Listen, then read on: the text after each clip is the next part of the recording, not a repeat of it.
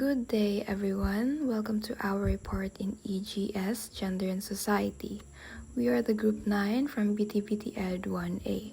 My name is Nia Sikirasi Maming, together with Lady Diana Bastian and Genevieve and Francisco. And our topic for today's report is the Chapter 17, Masculinity. Our learning objectives. At the end of this chapter, the students should be able to Number 1, explain that masculinity is a social construct. And number 2, analyze how masculinity influences power, behavior, and gender equality in society. To put it simple, our topic about masculinity pertains to how the society expects men how to act, think, and feel. Let's tackle about the beginning of masculinity. Boys learn early masculinity mainly by rejecting femininity and emotional expression. What makes a man a man? Society defines manhood through strength and toughness, but masculinity is socially constructed and changes across cultures and time. Men and gender studies. Gender equality discussions must include men because masculinity shapes society and affects everyone. Proving masculinity. Men feel constant pressure to prove their manhood through dominance, competition, and risk-taking.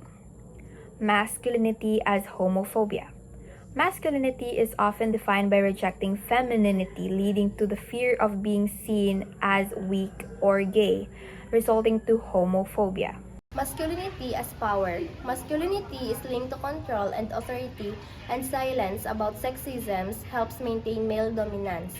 Men as the masculine, generic, and male entitlement. Men are treated as default gender, which creates privilege and unequal access to power and resources. Men and fragile masculinities. Masculinity is fragile because it must constantly be proven, causing stress and emotional suppression when challenged. The responsibility of men must actively challenge harmful norms and work with women to achieve true gender equality. Is the Philippines a masculine country?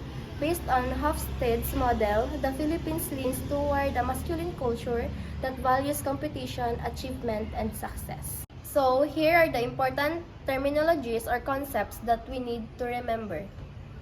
First is no sissy stuff, means avoiding feminine traits.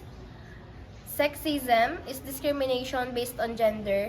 Allyship, the social idea of being a real man. And blood culture is a concept often linked to crisis of masculinity in the West. And here are the 3 most important persons related to our topic: Michael Kimmel, Robert Brannon, and Carol Gilligan.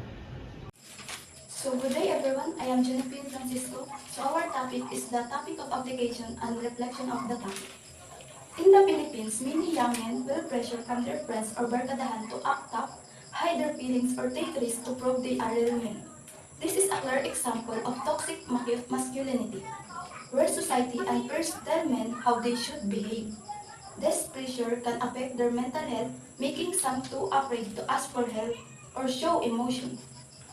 Programs that encourage men to open up, express themselves, and take care of their mental health show how healthy or inclusive masculinity can be applied in real life. Current issues surrounding masculinity in the Philippines center on the conflict between traditional, where men are expected to stoic emotional avoidant providers, haligi ng tahanan, and evolving modern gender roles. This often leads to mental health issues as men fear appearing weak by seeking help. Promote emotional expression. Encourage men to share their feelings without shame, whether at home, school, or work. Simple acts like talking to friends, journaling, or counseling. Men should be allowed to express their feelings and seek help. Teaching respect and equality, showing positive role models, and spreading these ideas through media can help everyone understand that being a man isn't just about being tough. Takeaway, masculinity isn't just being strong, or silent men can be kind, emotional, and still respected.